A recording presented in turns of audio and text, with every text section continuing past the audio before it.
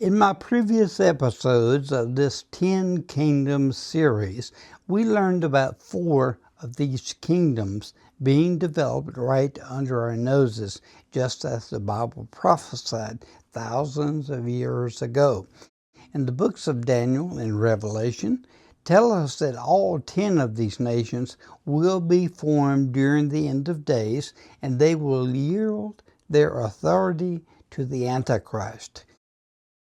He will then lead the whole world in the most horrific 7-year period that humanity has ever known.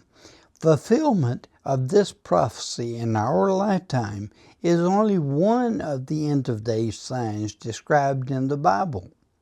By watching my other videos in this New World Order project, activities of the World Economic Forum, the exponential growth of artificial intelligence, and the fact that RFID microchips are increasingly being implanted underneath human skins. And these and multiple other signs are screaming out to us that Jesus Christ is soon returning to catch away his saints, and then an awful 7-year Antichrist kingdom will engulf the whole world.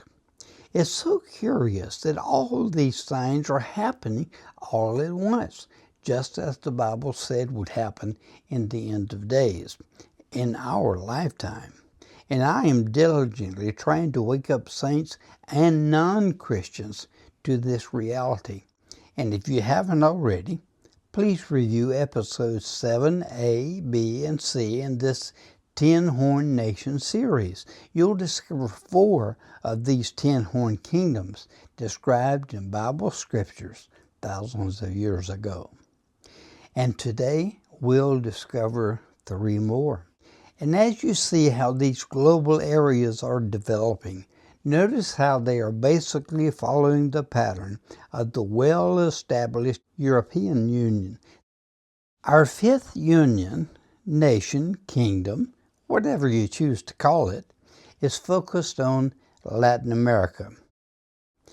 In 2004, various presidents and other national representatives from 12 South American nations signed what was called the Cusco Declaration, and this announced the foundation of the Union of South American Nations, or UNASUR. And similar to the unions already mentioned in this series, South America began developing various trade blocs that eventually integrated into this South American Union. It has had a fluctuating membership, but it definitely has not gone away. Now, if you like the study of history, you'll enjoy the following video. Otherwise, it may be a little bit boring. But on the other hand, the point of all my documentaries is to provide information to you so you can further research and know that what you are hearing is verifiable truth. It's unfortunate that you're not hearing much about this truth from multimedia. But here's the historical documentary. But again, notice that while violence and unrest is common on this South American continent, there has been an ongoing effort to unify the various countries into a consolidated union.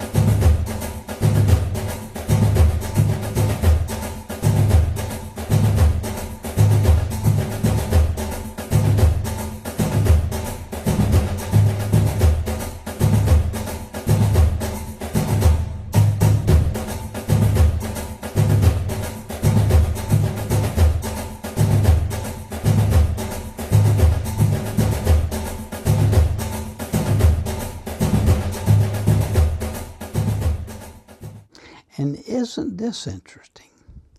Their union headquarters has been designated in Ecuador, their parliament in Bolivia, and their banking system in Venezuela. I'm telling you, it's like pieces of the puzzle are coming rapidly together, just as the Bible prophesied thousands of years ago. Now, let's look at another of the 10 kingdoms, and that would be North Africa and the Middle East. North Africa and the Middle East have been in discussions about a Middle Eastern Union for years. This would put the populations of Turkey, Jordan, Libya, Egypt, and perhaps other countries under a single authoritarian rule for Arab, Turkish, Kurdish, and other peoples in the area. The precursor of this Middle East Union has been the Arab League that was developed decades ago, as we can see in this video clip. Countries sharing an Arab identity are mainly found in the Middle East and North Africa. There are 22 Arab nations, with each one deeply proud of its unique Arab culture, history, and traditions. It's also important to note that not all countries in the region can be defined as Arab. Israel is not considered to be an Arab country, for example, nor are all Muslims Arabs. Indonesia, Pakistan, and Malaysia have large Muslim populations but lie outside of the Arab world. The combined world Arab population is around 420 million people, with 113 million people living in Egypt alone. So, what if the Arab countries united? How powerful and influential would an Arab Union be? There already exists a union of sorts. The League of Arab States was set up in 1944 with 22 member countries. Its main function is one geared towards ensuring the security and the collaboration of its countries, working to combat terrorism, arms smuggling, and to resolve disputes. If the Arab nations are to form some kind of union, they could do a lot worse than look at the European Union model. Despite its critics, the EU has unquestionably brought benefits to its member countries. These include greater peace and security within the Union. Arab countries have to achieve this if they're to move forward towards greater democracy and open societies.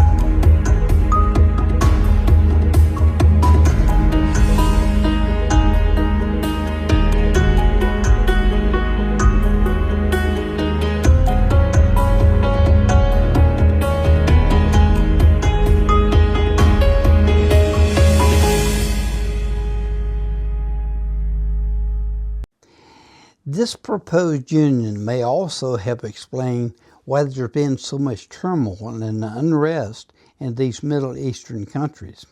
In recent years, we've been seeing many rulers overthrown in Tunisia, Morocco, Libya, Pakistan, Egypt, as well as uprisings in Iraq, Afghanistan, and of course Iran.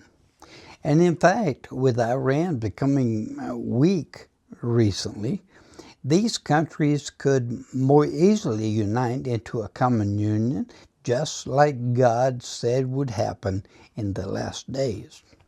Think about it. With Iran's ruthless actions of late, perhaps they have been resisting this plan, and with this being the case, they have now been encouraged to join in a coalition with neighboring countries.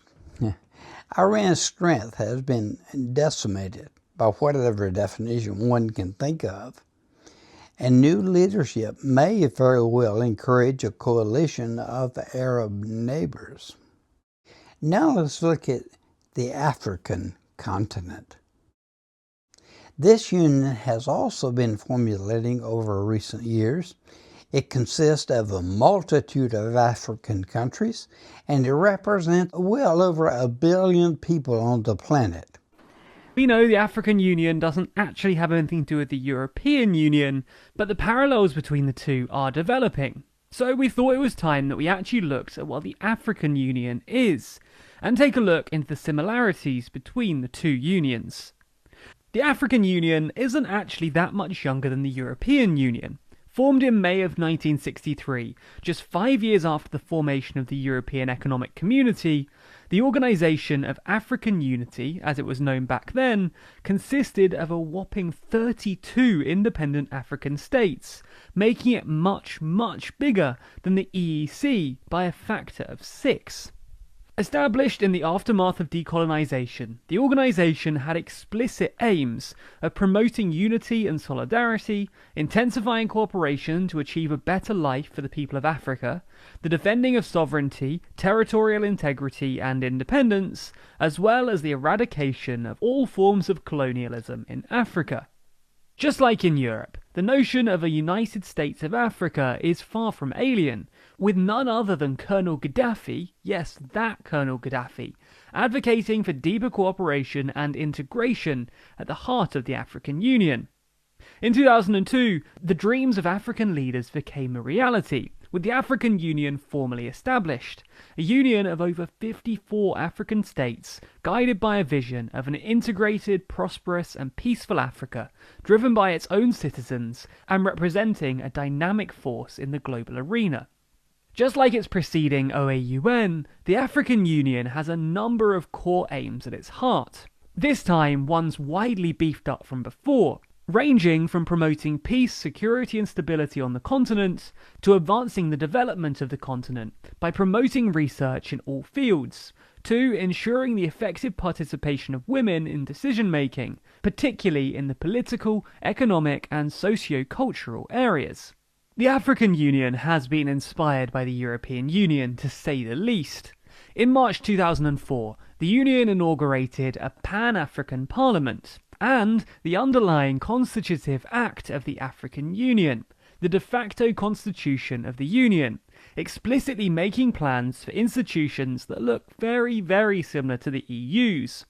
Article 5 states, the organs of the Union shall be the Assembly, the Executive Council, the Pan-African Parliament, the Court of Justice, the Commission, the Economic, Social and Cultural Council, and financial institutions, including the likes of the African Central Bank, African Monetary Fund, and African Investment Bank. And by 2023, through the African Economic Community, the groundwork for a single currency is expected to begin. Once again, did you notice how the European Union, the first of the 10 horn kingdoms I mentioned, seems to be the model for everyone to follow? And furthermore, as you just heard, the African Union has plans, just like the European Union, for a centralized monetary system to be administered by its own central bank. A new currency, called the Afro, will then be in effect. Are you beginning to see the picture? The pattern? Another union, nation, whatever they want to call themselves. People, we are so very close to the end days prophesied in the Bible. It's almost like someone is following a script. So, with today's presentation, along with videos 7A, B, and C in this series, we now know of 7 of the 10 nations that very well could be the 10 horn nations described in the book of Revelation and Daniel. I'll tell you about the other 3 in soon released videos. So if you see a red subscribe button in the bottom of your screen, touch it so you don't miss these upcoming videos. You can also type my name, Wayne Ammons, in the search window of the platform you're watching today's presentation. See you again.